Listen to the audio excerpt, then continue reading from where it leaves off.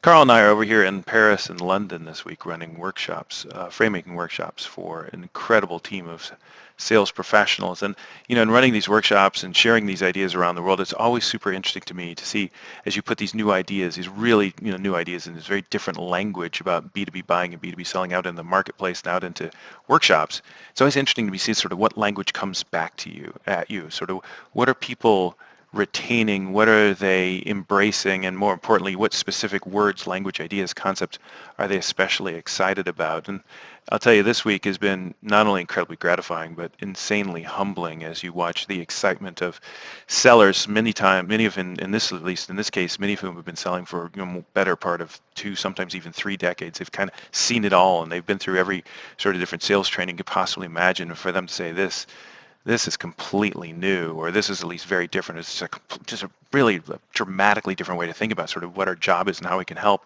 And if I had to sum it all up with one term that sort of came back at us, a word we put out into the room that by the end of the 2-day workshop was, just about on everyone's, at top of mind for everyone, that they were proactively throwing out into the conversation, it was this idea of being our customer's decision coach. And that was sort of something that got them really excited, was this vision of helping customers not just buy something, and even more specifically helping them buy something from us or buy our solution, but just much more broadly and much more in a sort of supplier-agnostic way. How can we help our customers not just through a purchase, but how can we help and coach and guide and Sherpa our customers through a decision?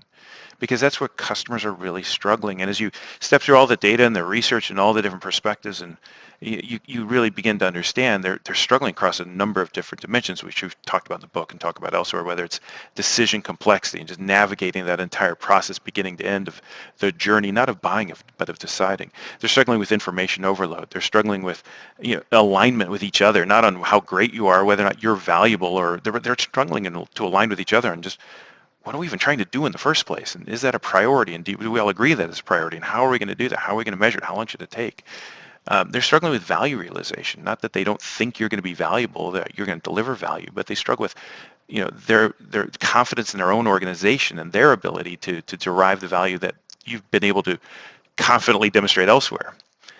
And this whole sort of perspective of engaging customers in such a way that is specifically purposefully designed to change and improve not their supplier perception, but their self-perception, and to do that by becoming a decision coach was such a exciting way for them to think about it that, so many of them came out of that session just really excited and energized to go try these ideas. So some of the tools we introduced in the workshops, and also some of the language that we introduced in the workshop with their customers, because they saw it as exactly the way we see it, is this is a new and just a very different kind of way to be valuable to our customers. At the heart and soul of the framing sale is a very powerful question, which is particularly in a world where customers tell us they don't want to talk to sellers at all. The question becomes, how do I become the one seller, the one sales team that customers do want to talk to? And in many ways, the answer is not so much to how do I become the seller they want to talk to, but how do I become the person that they want to talk to? And that is about showing up in such a way that I can provide guidance and help through these very difficult things like figuring out which information matters. How do I make sense of all this information? How do I navigate the complexity of the decision-making process of my own organization? How do I just figure out how to get us all aligned? I got to talk to my boss's boss, and I don't know how to get her on board. I don't know what she cares about. And so we're providing tools to walk you through all of these different challenges step by step so that we can give you confidence that you're in a better position to help you give your customers confidence that they can go make all that happen inside their own organization. And that is, as we think about sort of how do we differentiate ourselves not only from other sellers, but how do we differentiate ourselves from all the other tools that customers now have available to them, particularly, of course, AI. That seems to me, and the data backs it up, and certainly the sellers' reactions in this room corroborated that if we want to find the one thing we want to hang our hat on for the coming years to really be the biggest opportunity to set ourselves apart, to help customers trust themselves such that they trust us as a byproduct of that, then it's to become our customers' decision coach.